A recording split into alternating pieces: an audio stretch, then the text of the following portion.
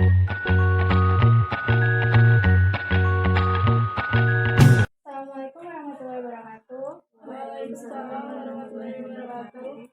Sebelumnya perkenalkan dulu, saya Zahra Fira Putri, mahasiswa semester 5 jurusan Gizi Universitas Muhammadiyah Profesor Dr. Hamka. Terima kasih dulu nih buat teman-teman yang udah bersedia buat ikutin penyuluhan ini. Di sini saya akan menyampaikan edukasi mengenai anoreksia nervosa. Sebelumnya ngisi pretest dulu ya. Untuk gunanya itu buat mengetahui tingkat pengetahuan kalian sebelum dan sesudah dapat materi ini.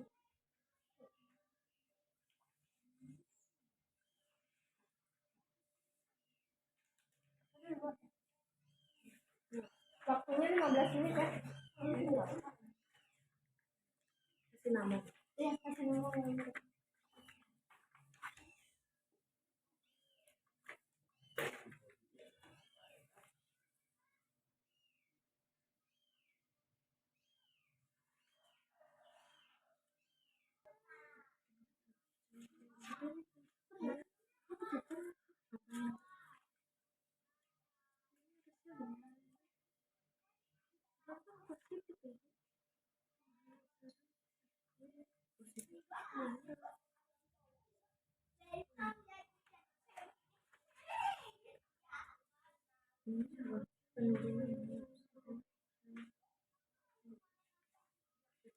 Nah,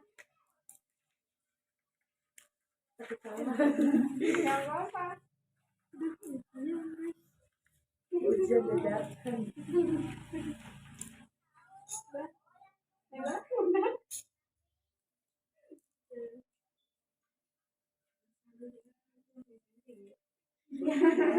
Jangan selalu dipaksakan. Nggak apa-apa. Biarkan apa? Bener aja semua. Ya, Kita aja bener aja semua. Lanjut ya. Nah, sebelum lanjut ke materi, ada yang tahu nggak sih anoreksia nervosa itu apa? Tadi enggak. Ketakutan memiliki berat tubuh yang terlalu berlebihan. Nah, iya, benar. Itu termasuk jawaban yang udah mendekati. Jadi yang pertama yang bakal kita bahas itu ada definisi anoreksia, kepercayaan diri sama citra tubuh. Yang kedua, penyebab dan faktor-faktor anoreksia. Yang ketiga, gejala dan dampak anoreksia nervosa. Yang keempat, penanganan masalah, pencegahan dan mengatasinya gimana. Nah, definisi anoreksia nervosa, kepercayaan diri dan citra tubuh. Anoreksia nervosa adalah gangguan makan yang menyebabkan seseorang terobsesi dengan berat badan dan apa yang dimakannya. Pola makan menyimpang ini dapat menyebabkan rendahnya berat badan yang sangat ekstrim dan dapat mengancam nyawa. Jadi anoreksia nervosa ini bisa buat seseorang tuh kayak pengen diet, kayak nggak puas gitu sama tubuh sendiri gitu kan. Yang kurus pengen cepet gemuk, tapi pakainya yang bahan-bahan nggak bagus gitu kan. Terus citra tubuh adalah tanggapan seseorang dan memberikan gambaran tentang apa yang dirasakan serta dipikirkan tentang bentuk serta ukuran tubuhnya. Misalnya ngaca gitu kan, ngaca gitu, bentuknya gimana, udah bagus belum gitu kan, alisnya udah rapi belum, sama belum gitu kan. Terus kepercayaan diri merupakan suatu keyakinan dan sikap positif yang dimiliki individu untuk mengembangkan penilaian positif terhadap diri sendiri maupun terhadap lingkungan atau situasi yang dihadapinya, serta menerima segala kelebihan dan kekurangan yang dimiliki sehingga dapat mengaktualisasikan diri terhadap lingkungan yang dihadapinya. Jadi kayak merasa percaya diri gitu sama diri sendirinya gitu. Nah, faktor-faktor penyebab anoreksia nervosa ini ada faktor sosial-kultural. Faktor itu tuh tekanan yang berlebihan pada wanita muda untuk mencapai standar kurus yang tidak realistis. Kayak lihat idola-idola Korea kan pada kurus-kurus kan, pada mau kan kayak gitu, yang putih gitu kan. Nah, oke ideal gitu kan. Terus yang kedua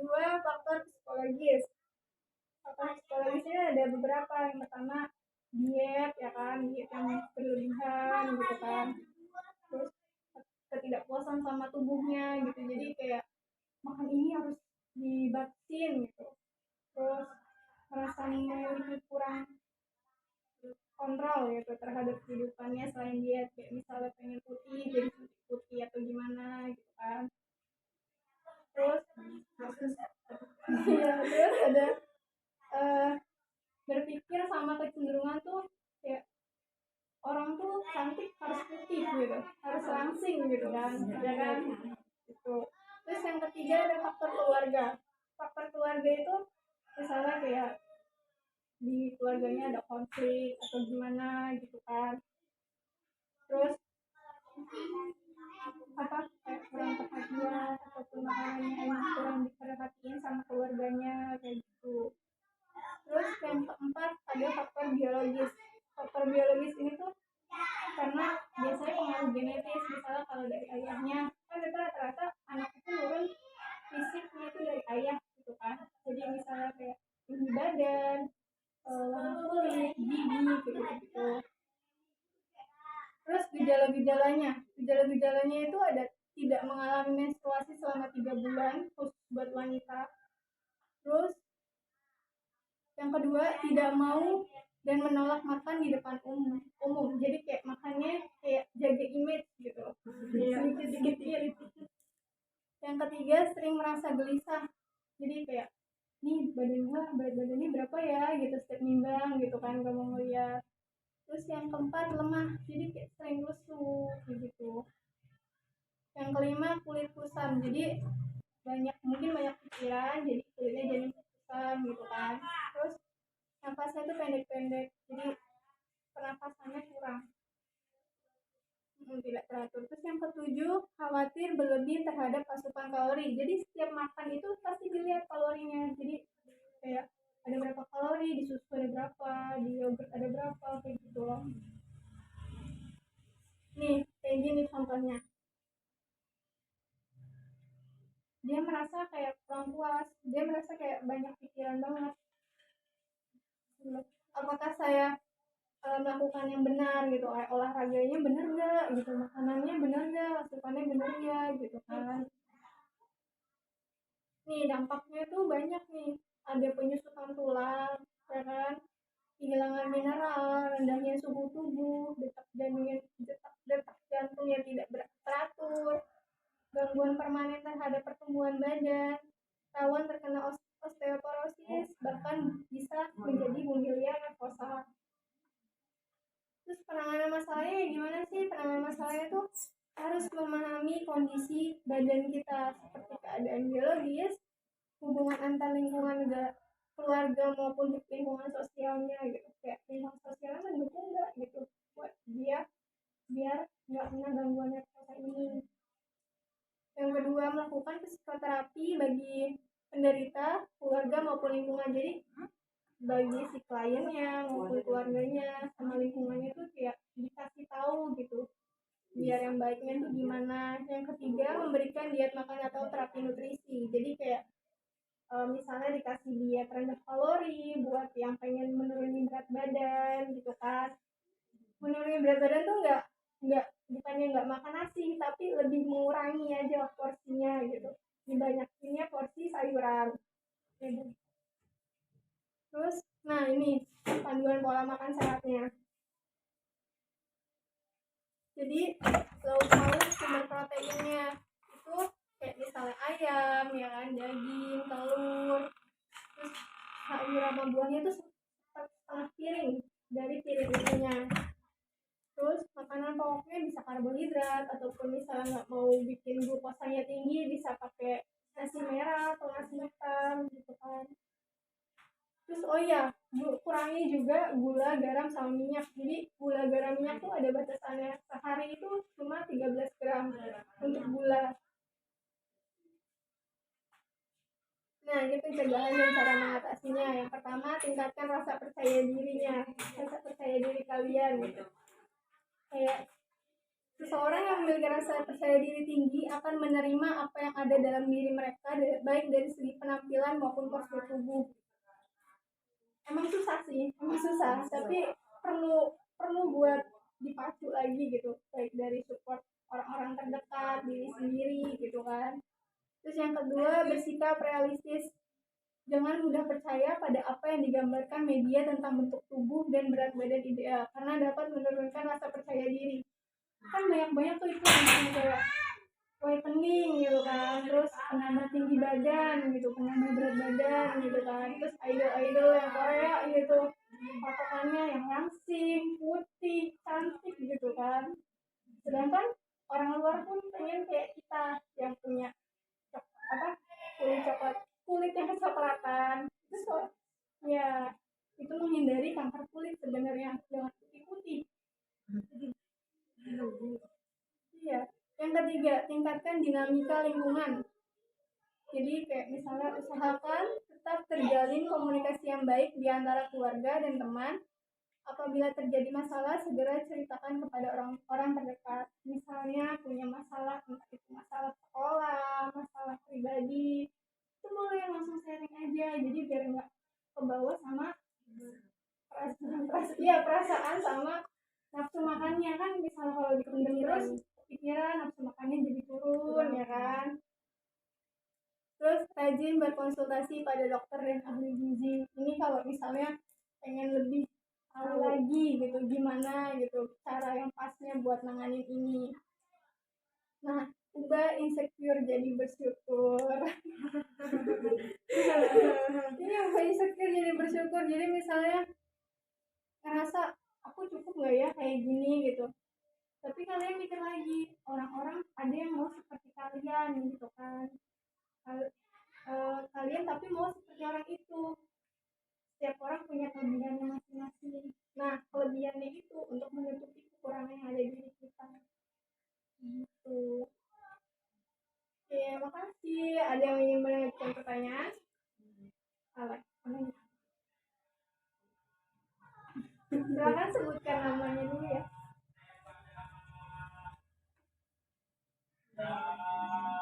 Nama aku Rati. Aku nanya kalau anoreksia itu jadi sama remaja putri aja. Oke, yang lain ada yang mau nanya lagi? Enggak. Oke, saya jawab ya. Berdasarkan artikel yang saya baca,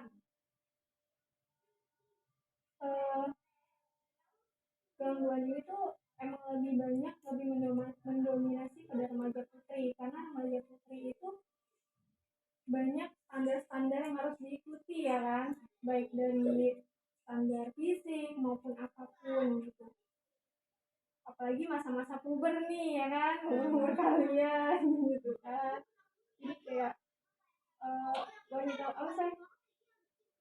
perempuan-perempuan ini merasa kayak saya cukup gak ya gitu kan, buat misalnya badan di umur saya sekarang badannya segini gitu kan.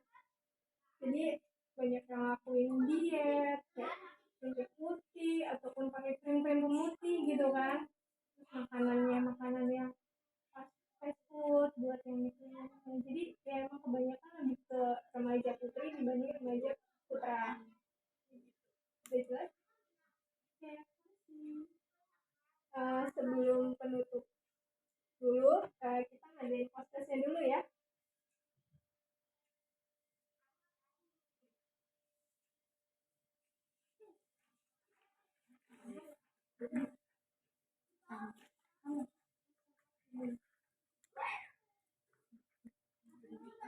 Oh ya, yang tadi citra tubuh positif ada dua ya, positif sama negatif. Positif itu yang menerima segala kekurangan, yang negatif itu merasa tidak puas sama bentuk badannya.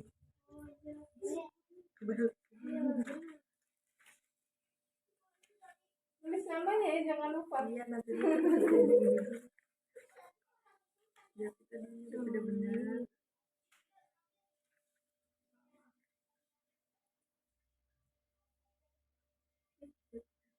balik dong.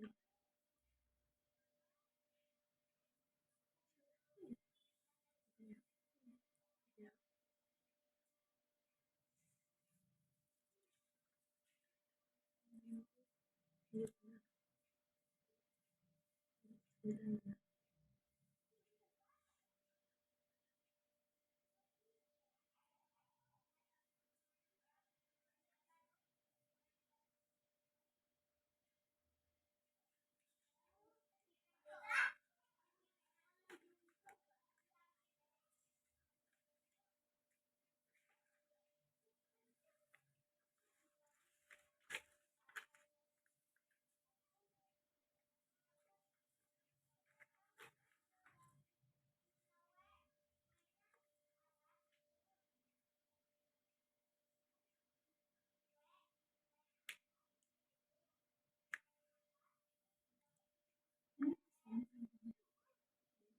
bebas. Tapi kan setelah itu jadi pemahamannya gimana gitu selama dulu. Jadi saya mau jawabannya sama atau enggak.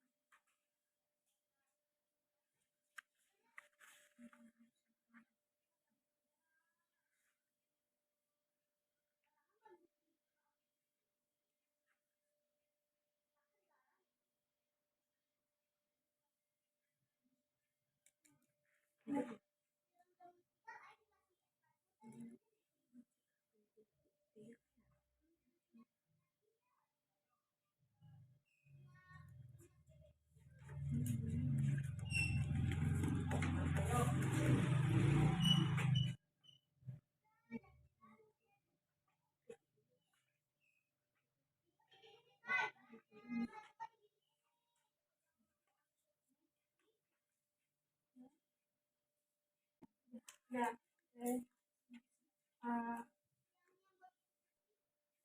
terima kasih untuk teman-teman yang sudah bersedia meluangkan waktunya untuk mengikuti penyuluhan bibit ini. Mohon maaf bila ada kekurangan maupun salah kata. Wassalamualaikum warahmatullahi wabarakatuh. Waalaikumsalam warahmatullahi wabarakatuh.